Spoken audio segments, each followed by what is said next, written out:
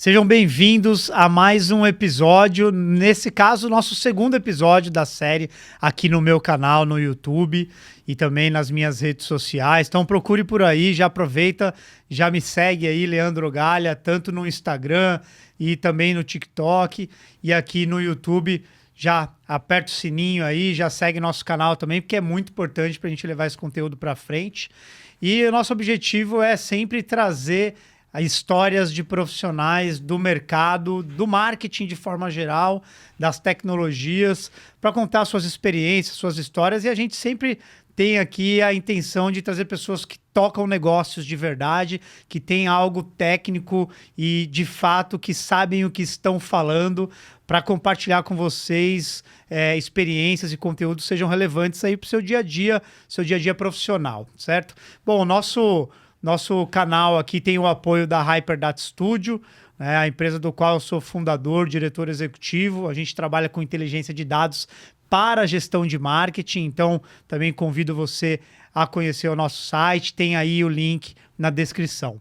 E para esse episódio eu tenho aqui uma felicidade enorme de receber um convidado do qual eu tenho como referência, acompanho o trabalho da empresa e estou muito feliz que ele veio aqui para compartilhar experiências com vocês, que é o Márcio Ulpiano, né, que é o CEO da Fox Networks e que vai aqui contar pra gente algumas histórias. Tem muita história, não vai caber tudo aqui num episódio, mas vai dar pra gente conversar sobre algumas coisas. Márcio, obrigado por aceitar o convite aí. Veio direto de São José dos Campos aqui para São Paulo. E foi tranquilo, né? Então pegamos um dia bom para vir para cá. E obrigado mais uma vez por vir aqui ao estúdio compartilhar a sua história. Legal. Eu que agradeço, Leandro. Obrigado pela oportunidade de ter essa conversa, de realmente trazer aqui. E o que eu puder colaborar aqui com um pouco de história, um pouco do dia a dia do mercado, a gente vai estar trocando essa figurinha. E sim, vim de São José. A gente fica lá, mas na verdade a gente atende rede nacional e internacional, então ainda mais com essa questão mais online, né, um pouco mais de ser, então não tem muito um problema. Mas enfim, a gente está aqui hoje para conversar um pouquinho mais. Inclusive São José é uma cidade espetacular, né? Boa parte da nossa equipe é de São José dos Campos, né? Tem muita gente. Tem ótimos profissionais lá, uma cidade também muito bacana de se viver, né? Um desenvolvimento muito bom lá também, muitas empresas legais por lá. Mas vamos lá, então vamos falando de empresa. Sim. Antes de você falar da sua história profissional, que eu quero conhecer para trazer para os nossos espectadores aqui, vamos falar da Fox Networking, porque ela foi evoluindo a empresa ao longo do tempo, né? Vocês foram pivotando, de certa forma, o negócio. Então conta pra gente aí, dá um resumo do que foi a empresa e o que ela é hoje. Perfeito, vamos lá, né? Você falou bem, né? Todas as empresas elas têm uma questão meio de se transformar ao longo do caminho, né? A Fox Networks ela tem aproximadamente 20 anos de história já, e ao longo desses 20 anos ela se transformou em muitos tipos de negócio, vamos colocar assim. A gente nasceu fundamentalmente sendo uma fábrica de software. Nossa, isso há 20 anos atrás, né? Aquela época ainda que a internet ainda era vista como algo novidade, enfim, fazer toda a programação, enfim, a gente trabalhava para grandes clientes, bancos e uma série de pessoas. Mas era muito nessa linha de fábrica de software. E a gente começou a se envolver com algumas agências na época, que pediam para a gente estar desenvolvendo alguns sites, algumas aplicações, coisas mais específicas, bem no começo ali, de entender marketing, né, como digital, vamos colocar assim. Aí, nesse momento, a gente começou a entrar nesse universo e tal, e acabou se transformando ao longo do caminho numa agência, então, de marketing digital, onde tinha toda a bagagem técnica e começou a trazer ali todo o universo de comunicação, entrar no meio, entender como que funciona, né, em cima disso. E de lá para cá a gente trabalhou muitos anos com isso. Só que ao longo desse caminho a gente também entendeu que a gente tinha uma habilidade bem interessante da parte de fazer planejamento, de entender de negócio e tal. A gente se envolvia muito com o negócio dos nossos clientes. E a gente acabava entrando em outras óticas de discussão, né? Não só na comunicação, mas também de business como um todo. E aí trouxe um baita de know-how para a gente, para entender esse fluxo, né? Tanto que dentro da Fox nasceram várias empresas, né? Então tem várias empresas que saíram de dentro da Fox como grande celeiro, hoje tem vida própria e tal, são grandes empresas e tal, spin-off e tudo mais. E trouxe essa bagagem gigante pra gente, né?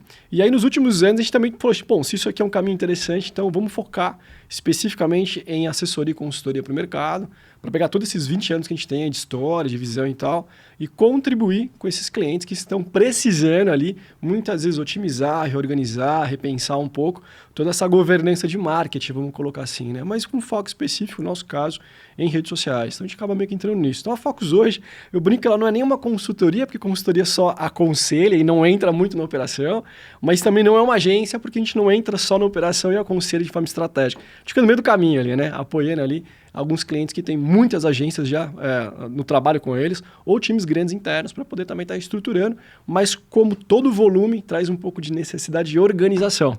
E aí a gente acaba entrando nesse meio para poder dar essa escalada, essa organizada. Então a Fox era um pouquinho disso, né? Então a gente está no mercado nacional e internacional, apoiando aí grandes players, grandes empresas e também quem está começando, grandes startups e tal, nesse conceito todo, né? Então tem uma história. Não, é uma história de sucesso, né? E como o mercado exige da gente, sempre adaptando o negócio, Total, né? total. Acho que isso faz parte aí do nosso dia a dia como gestor. Quem são os clientes que vocês estão atendendo hoje ou alguns principais aí que vocês atenderam ao longo do tempo? Mais recente, né? Porque é muita história. Claro.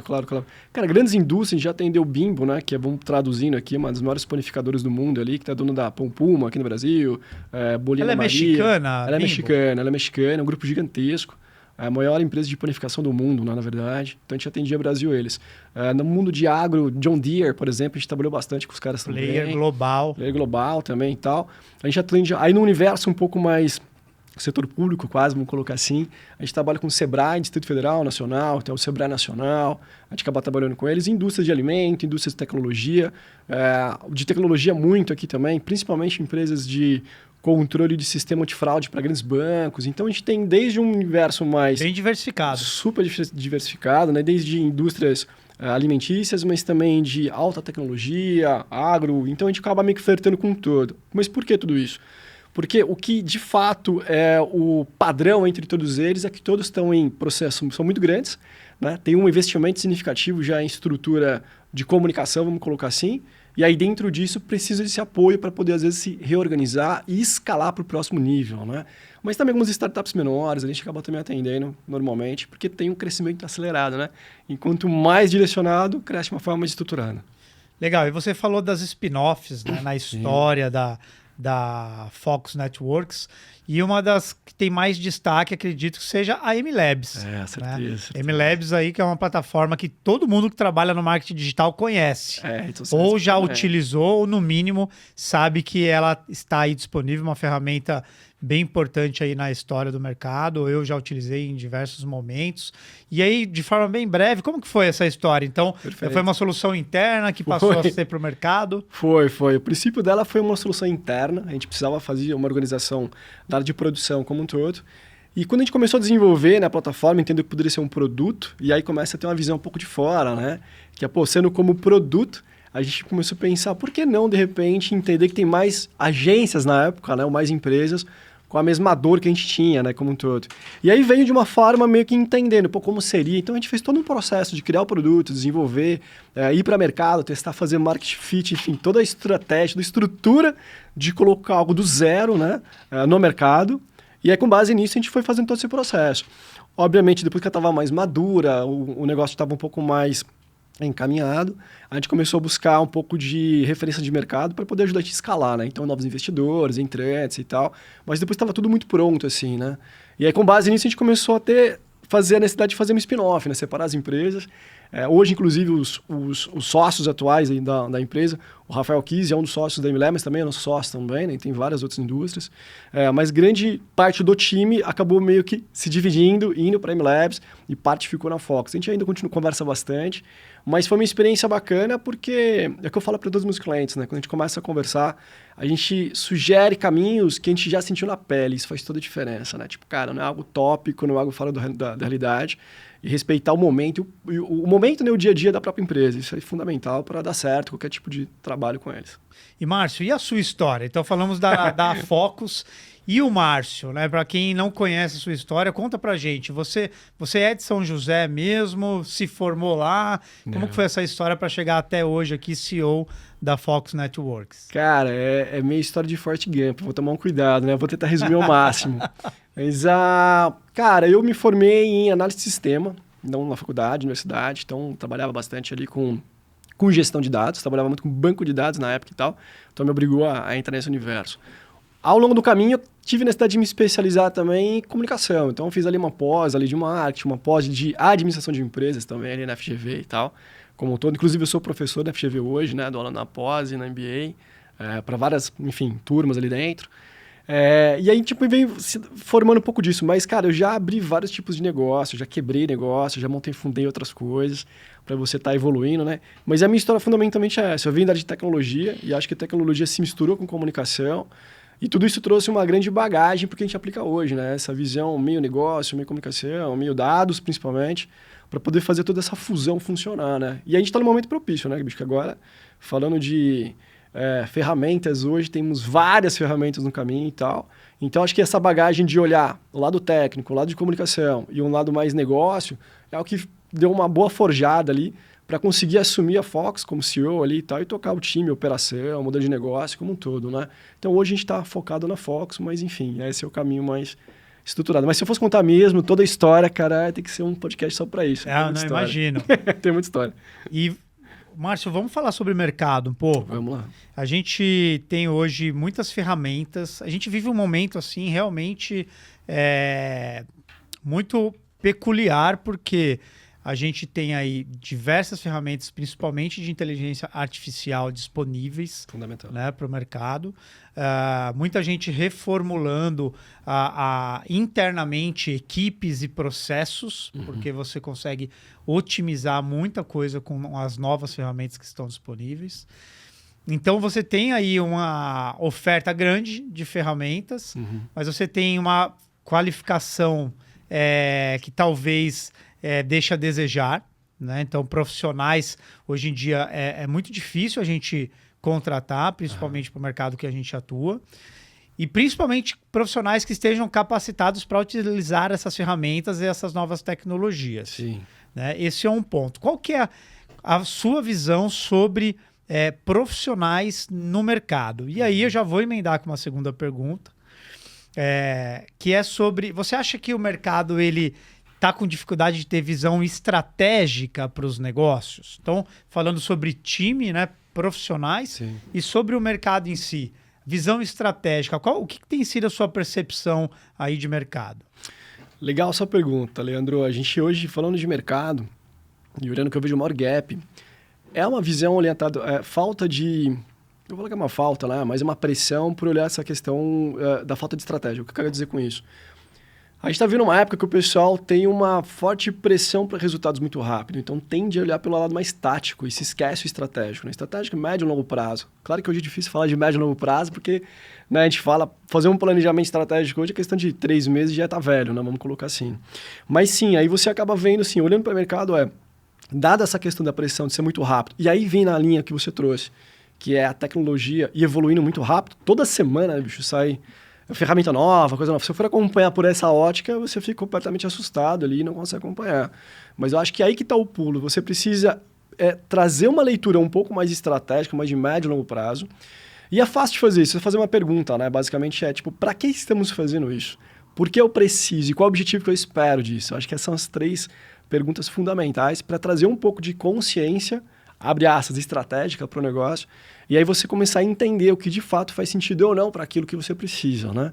E aí quando você olha para o mercado pelo viés de profissionais, tá mais complicado, cara, porque, como você trouxe, mais uma vez, fundamentalmente está todo mundo olhando para saber usar a ferramenta, né? Mas poucos ainda discutindo para que eu preciso dessa ferramenta ou como eu aplico isso na prática.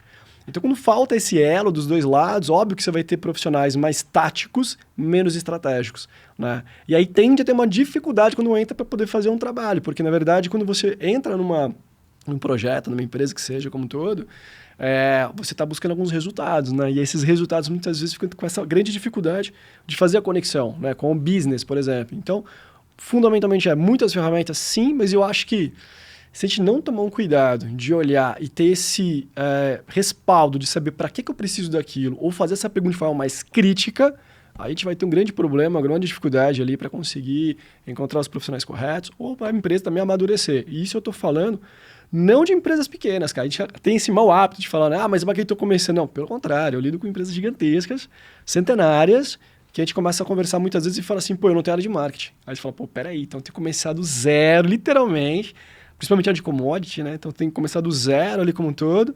E por que isso hoje está despertando? Porque, cara, ferramental hoje, principalmente a inteligência artificial, ela está fazendo o jogo ficar muito acelerado. Então, ou você realmente tem uma visão com estratégia, você acelera usando essa ferramenta, e sem estratégia você vai ter um prejuízo, né, muito maior, porque vai ser mais difícil de acompanhar quem está fazendo bem feito. Então, na minha visão, acho que tem um pouquinho disso.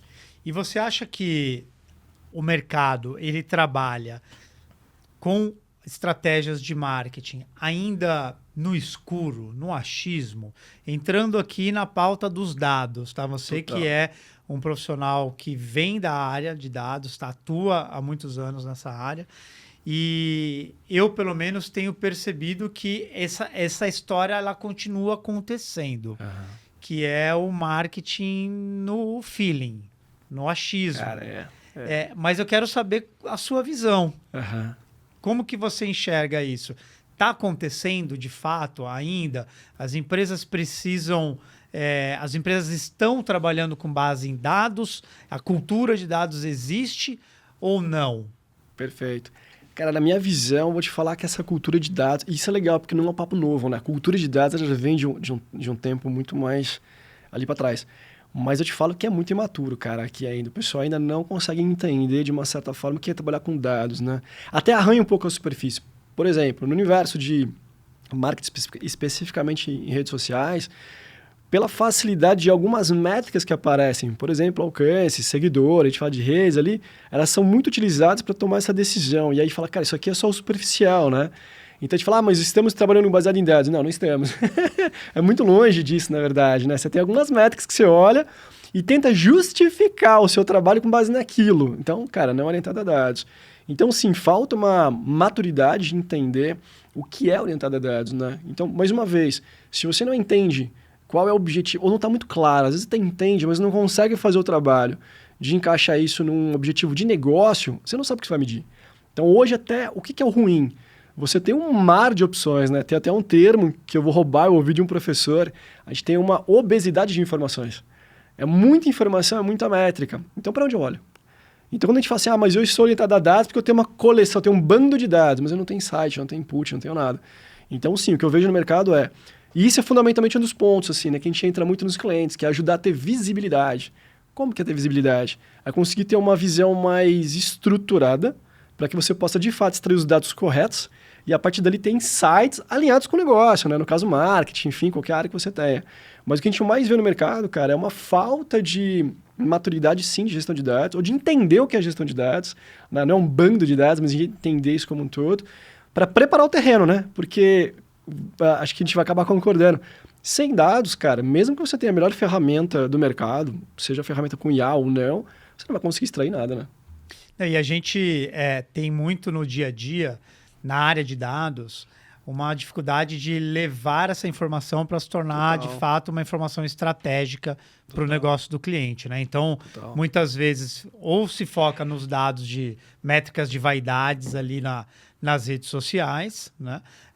Ou você gera ali todo o seu estudo, a equipe gera relatórios, dashboards, que acabam também não impactando o dia a dia do cliente, porque ele não traz isso para a sua gestão. E aí é um desafio que a gente que trabalha na área tem todos os dias de conversar com o cliente e trazer isso para a sua realidade, né?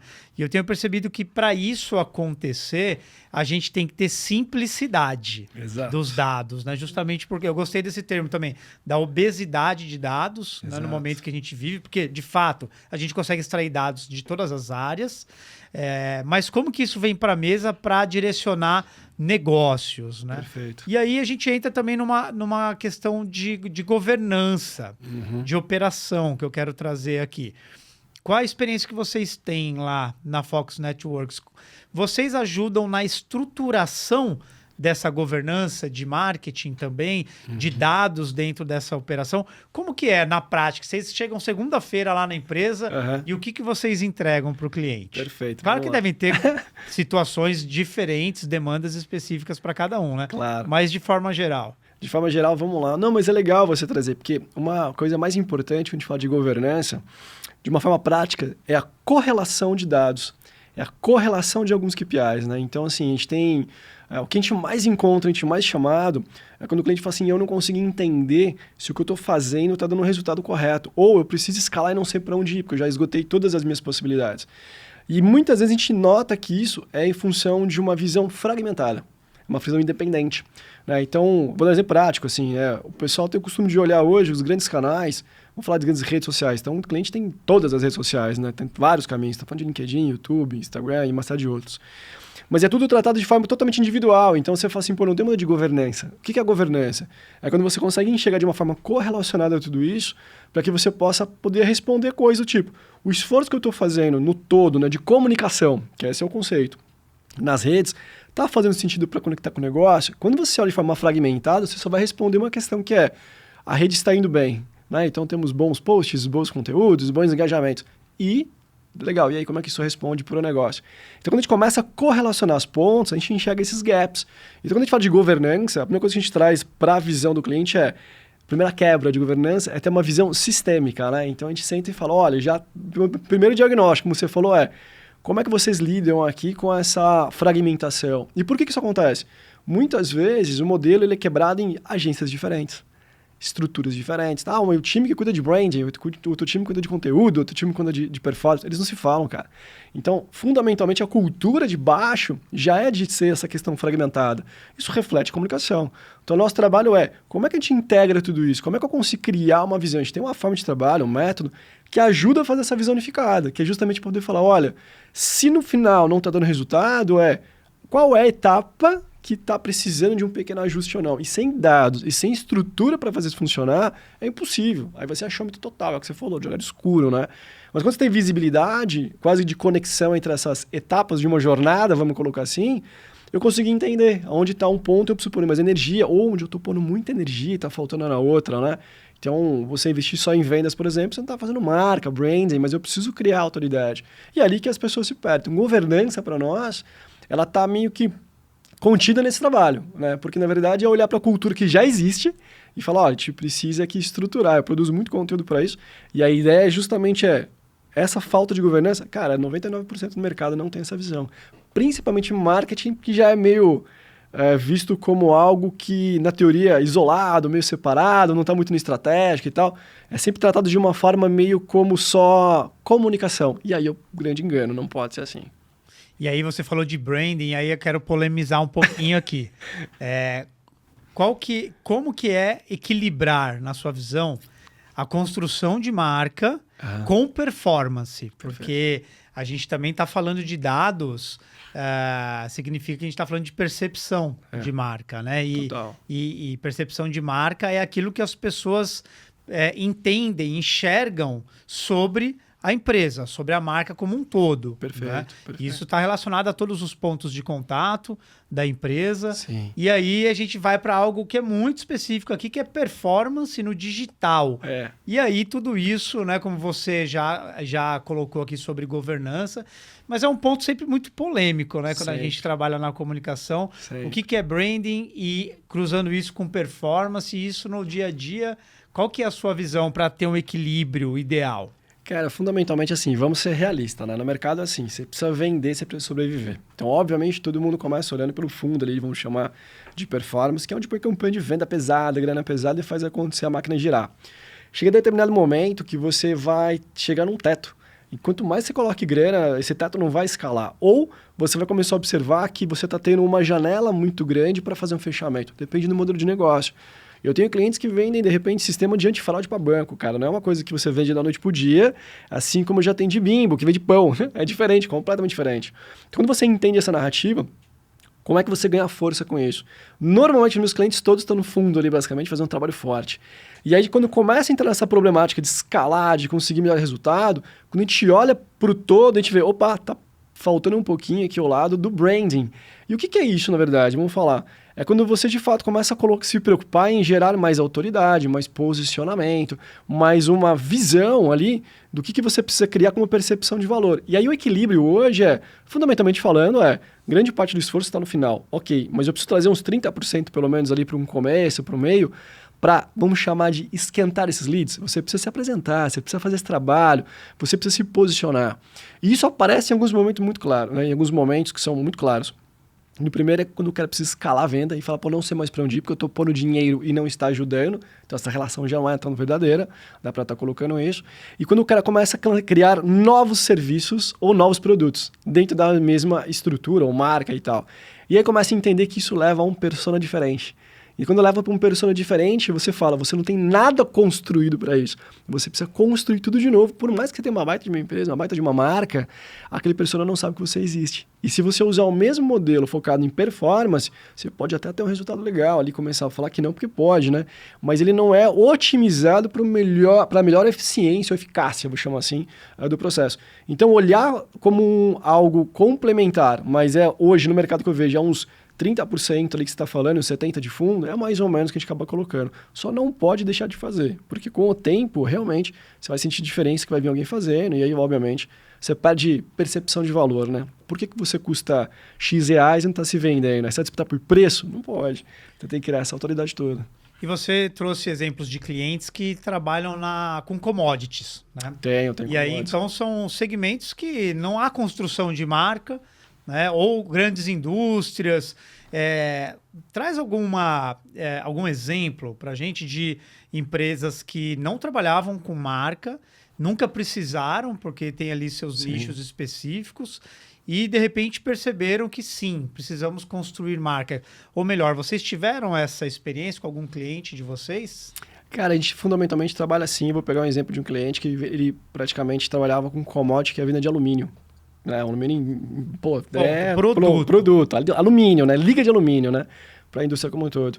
E era uma empresa centenária que basicamente ela não tinha área de marketing. Ela sempre trabalhou nessa questão de vendas como um todo.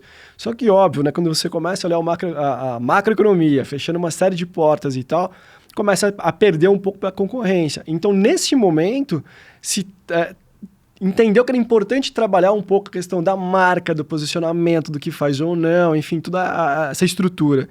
E aí começa do zero, né? Só que você imagina a dificuldade, você pegar uma empresa que tem 100 anos de existência, que já tem ali o seu mercado fundamentado e tal, e eu ouvia muito, né, que era, não, a gente faz isso há quase 100 anos, né, sempre vai dar certo. Sim, vai dar certo até o ponto de começar a dar errado, né?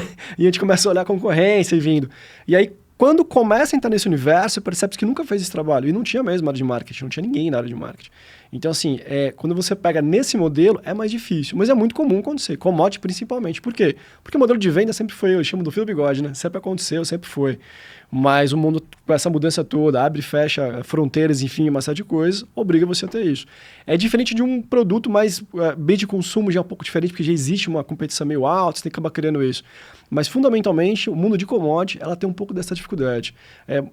Até no setor público, arrisco dizer um pouquinho, né? Você manja mais do que eu essa questão toda, Leandro, mas arrisco dizer um pouquinho que tem um pouquinho essa perca e tal. Então, você acaba vivenciando algumas empresas, né? Algumas dores de empresas, que ela tem exatamente o mesmo comportamento de uma commodity. Fala, pô, eu estou aqui, estou fazendo um trabalho quase que um oligopólio, ou monopólio muitas vezes, para estar fazendo isso. E a dificuldade o mercado não sabe o que eu faço, não sabe o que eu vendo, nem consigo trazer valor para eles, né? Aí é uma fatia muito pequena que consegue aproveitar algo, por exemplo, impulsionado pelo governo, algo do tipo. Então, sim, tem essa questão, mas é muito mais forte em commodity, porque a natureza dele já vem desse contrato há muitos anos, até perder o primeiro contrato. Aí a coisa tem que começar a olhar para a marca, só que começar literalmente do zero. É mais difícil, mais trabalhoso, mas hoje em dia não tem muito como não fazer isso, né? E você acha que as maiores dificuldades que as empresas têm para estabelecer um processo de marketing, estratégias que estejam relacionadas não só à comunicação, porque marketing não é só comunicação. Perfeito. Você está falando de produtos, você está falando de distribuição, né? Você está falando de mercado de forma geral, sim, precificação. Então o marketing é muito mais amplo e hoje a gente ouve marketing, ele se reduz a marketing digital, inclusive. Exatamente. Né? Mas quando a gente trabalha com empresas maiores, mais estruturadas, você tem essa visão mais ampla do marketing. Mas o que você tem percebido como principal dificuldade para a implementação de processos de operação de marketing de fato? Perfeito. Eu acho que o principal gargalo, a principal dor de todos é a questão do tipo, preciso ver resultado rápido. Ou não está claro que tipo de resultado esperar. Você pode falar assim, então se eu começar, o que a gente mais escuta, né? Qual é o retorno que eu vou ter sobre isso? Mas o retorno muitas vezes está ligado ao final do processo, que é venda, né? E aí força você trabalhar com performance, porque você quer mostrar ali, na verdade, a performance é que mexe um pouquinho o ponteiro ali de vendas e tal, mas não resolve, ele mexe o ponteiro. Eu acho que o principal ponto é deixar muito claro que qual é o retorno esperado com a ação que eu estou fazendo. E muitas vezes o retorno não é na ponta final, que é o valor monetário, mas é ao meio do caminho, e esse meio do caminho traz aprendizado. Então vamos lá, estou fazendo investimento em branding. A coisa mais difícil que tem é você provar retorno sobre investimento de branding, né, para estar fazendo isso. Por quê? Porque você vai trazer uma visão que não está ligada diretamente ao financeiro, mas contribui com o financeiro. Talvez no curto, no médio ou no longo prazo. Então essa pressão de entender e ter que trazer resultado muito rápido força você a olhar só pelo fundo, né, como um todo, e aí na teoria dá a falsa sensação que você trouxe agora. Que é do tipo, já estou fazendo, agora preciso otimizar isso. Não, você precisa olhar de uma forma maior e entender que você tem tipos diferentes de resultados, não sempre alinhados a financeiro, e aí que está o ponto. Como as pessoas não têm uma visão muito estruturada da governança e tal, fica muito difícil você provar resultado. Então, traz ali um dado para justificar um resultado, mas não consegue conectar com o negócio. Aí fica frágil e fala, isso não funciona. Então, aí que está o pulo do gato. A gente começa a falar assim, cara, então qual que é a dificuldade? É de entender que é a construção de algo. Quando a gente olha, está de jornada, é a construção de algo. Cada etapa tem um resultado específico. E a construção de vários resultados é que muda o ponteiro final. Essa é a beleza. Quando você chega nesse estado da arte de governança, aí você começa a entender um pouquinho essa dificuldade. E é basicamente isso, cara. Se você perguntar para qualquer empresa, o que a gente olha como resultado é sempre o final, é a última linha ali, né? Mas a pergunta é, ótimo, movimentou para baixo. Aquela discussão, né, feroz, né, que é, tá, ok, precisamos melhorar e tal. Isso é fácil. Agora a questão é, por onde eu começo? E aí eu acho que você precisa... Então a maturidade é essa, cara. A pessoa tem essa dificuldade de entender que resultado não é só a última linha, né? Acho que você tem que começar a olhar pelo caminho do meio também. Muito bom. E agora falando sobre inteligência artificial para ir caminhando para o nosso final aqui. Legal. Tá vendo como passa rápido? Tá voando. Pois é, a gente vai ter que marcar mais uns 2 episódios. Pelo menos mais café. Pois é, cara. E como que você tem visto o uso da inteligência artificial para dentro do nosso mercado, né? Porque o que a gente vê, por exemplo, agora a gente está numa fase aí pré-copa, né? Então, esse episódio está sendo lançado agora aqui em junho, alguns dias antes da Copa, e eu já vejo, pelo menos, inclusive na TV, já algumas campanhas utilizando bastante esses recursos. Eu acho que é um caminho sem volta, né? O uso da IA, principalmente no audiovisual. Eu acho que possibilita que as ideias sejam construídas de uma forma mais ampla. Sim. Né? É claro que eu também acredito muito que o audiovisual ele ainda vai ser muito valorizado, continua sendo muito valorizado no seu formato tradicional, de captação também, de produção. Claro. Eu percebo que as pessoas também elas vão valorizar isso. Sim. Né? Mas a gente está falando sobre a utilização da IA para replicar em escala. Aí pensando no digital principalmente, né? Então, qual que é a sua visão sobre essa aplicação da IA para tornar o marketing digital muito escalável, Sim. porém que possa perder uma certa identidade, que possa perder ali um posicionamento que se torne muito artificial? Perfeito, perfeito. Olhando pela questão especificamente de audiovisual, como toda a escala, né? O que a gente discute bastante nos bastidores é que se eu não tenho uma visão muito clara sobre identidade, sobre o que a marca é como um todo, você só vai escalar o problema, né? Literalmente, você acaba meio que só aumentando o seu problema, né? A gente cria uma falsa ilusão, né? De tipo, isso aqui veio para salvar. Não, ele veio para potencializar. Se você não faz o básico bem feito, você só vai escalar esse problema. Então, eu acho que primeiro, a gente tem muita discussão nesse sentido. Não tem como discutir a tecnologia hoje para todas as frentes. Né? Você fala de, audiovisual, vamos falar de imagem, vamos falar de estrutura, mas também de produção de som, música. E, cara, é surreal. A gente consegue hoje quase que distinguir o que é ou não. Mas eu acho que o ponto-chave é o que vem antes disso, esse fator humano. Né? A gente tem que entender, poxa vida, se eu tenho um processo meio elaborado, se eu tenho uma visão muito clara de como usar, isso vem muito para o bem. Agora, se você não tem isso e olha como uma ferramenta que vai salvar aquilo que você não faz, você tem um problema gigante. Vai gastar muito dinheiro, porque na verdade não é barato você fazer isso, né, como um todo. Colocar em escala é perigoso, porque você tem que sempre estar validando um pouquinho antes, tem que ter essa estrutura para mitigar ali riscos e erros e tal, né? Mas acho que fundamentalmente o que o pessoal tem que olhar é essas ferramentas, ela veio para trazer muito inteligência para nós. Vamos falar de dados, né, de novo, né? Então, a gente, por exemplo, particularmente, a gente tem um ecossistema que usa IA, que a gente consegue cruzar em tempo real, cara, basicamente algumas informações do tipo, o que foi planejado para esse cliente e o que foi executado por ele. E aí a gente entende que o que foi planejado, se realmente deu resultado ou não. E aí, tipo, com base nisso, trazer lições aprendidas para projetar o futuro. Então, a gente vai meio que trazendo essa velocidade, isso é ímpar para um mercado, para entender o que está sendo feito, está discutindo, metrificar tudo isso, e aplicar de fato numa visão de vida real, né? Isso retroalimentando o processo como um todo. E isso fundamentalmente embasa a criação de conteúdo. Então, puxa, que tipo de conteúdo preciso produzir? Pô, aquele que deu certo, o que deu certo? Então a gente começa a avaliar tudo isso. Mas o mercado ainda, na minha visão, ainda está arranhando muita coisa. Está muito no campo da experimentação. Quem está fazendo de forma mais profunda mesmo são poucos, né, para poder entender isso. E aí vai além, tá? Do que é imagem, do que é som, como todo. Mas a gente vê muito isso. Vou dar um exemplo de um perigo, né? Eu vejo muitos clientes pegando, de repente, relatório de agência, cara, por exemplo, né? Então a gente está ali dentro, né, jogando num GPT da vida e perguntando, o que ele está falando está certo?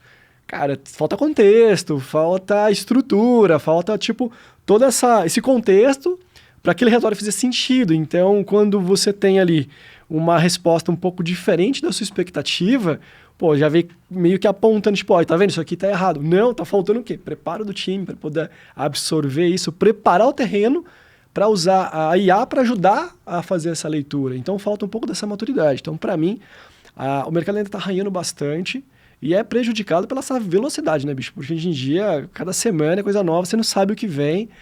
E tem várias discussões no mercado, né? Então, até meio polêmico aí, é o CEO que escuta no final de semana, faz um teste, demo em casa, acha que pode substituir a empresa inteira por uma ferramenta. Não, não é assim, né? Você tem que pensar em, pô, isso aqui é uma ferramenta para escalar, mas escalar o quê? O que eu tenho dentro de casa? Então, se você não tem dados, se você não tem estrutura formada para isso, um processo, eu acho que só vai trazer um pouco de problema e custos, né, gigantescos aí para isso. Mas o mercado vai cobrar essa galerinha aí que, de fato, também tem um termo hoje que a gente fala, tem que ser fluente em IA, né?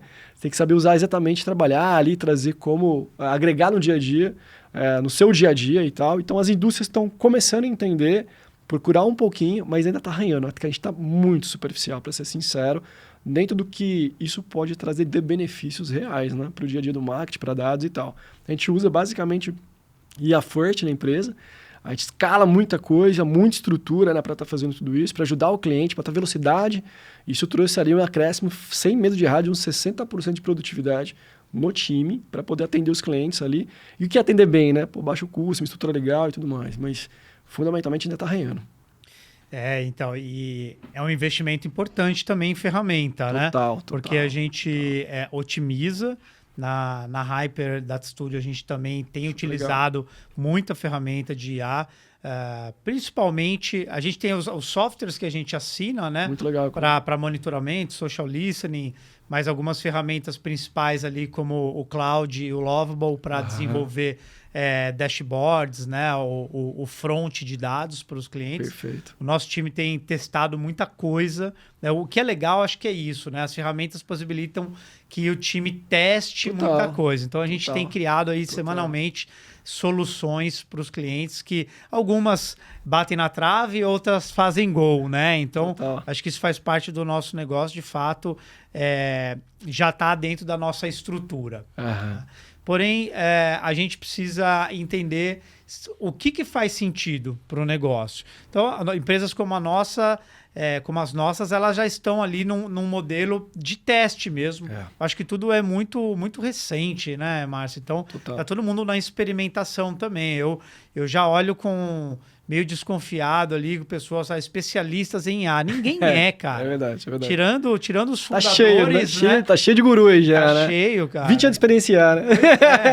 Tirando os fundadores e os programadores das grandes empresas de IA, o restante é todo mundo usuário. Total. Claro que tem muita gente aí já se desenvolvendo, né, na aplicação da linguagem, desenvolvendo soluções. mas falar que é expert, especialista, já é um certo exagero, né? Também acho. Então a gente sempre olha com o pé atrás ali e fala, não, pera lá. Sim, sem dúvida. Mas a gente tem que trazer para o nosso negócio, também acredito que para os clientes é muito importante.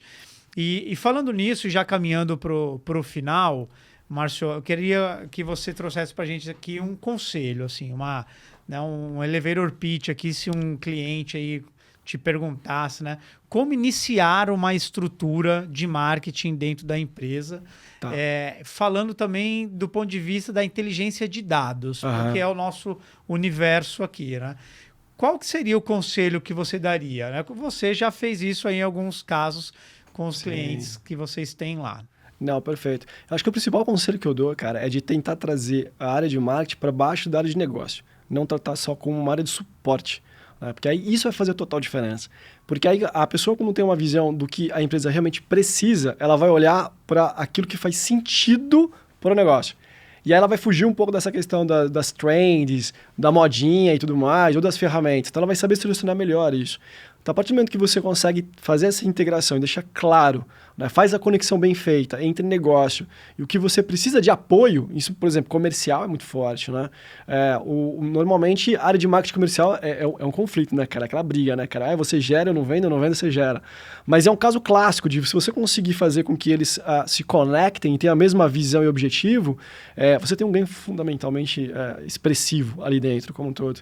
Então, acho que meu conselho seria esse. Tenta trazer o marketing para uma conversa um pouquinho mais ampla. E vou fazer uma analogia que eu gosto muito com meus clientes, que é, não me fala o que você...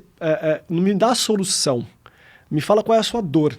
E aí, quando você força a falar sobre a dor, você entende qual é a causa. E aí, com base nisso, a expertise de quem está trabalhando com você vai falar, opa, esse é o melhor caminho e eu vou buscar isso. Então, você foge um pouquinho. Então, na minha visão, traga o marketing para dentro de um viés mais de estratégia de negócio, converse com ele e desafie o marketing a entender, com base nisso, quais são os melhores caminhos ou quais são as ferramentas, né?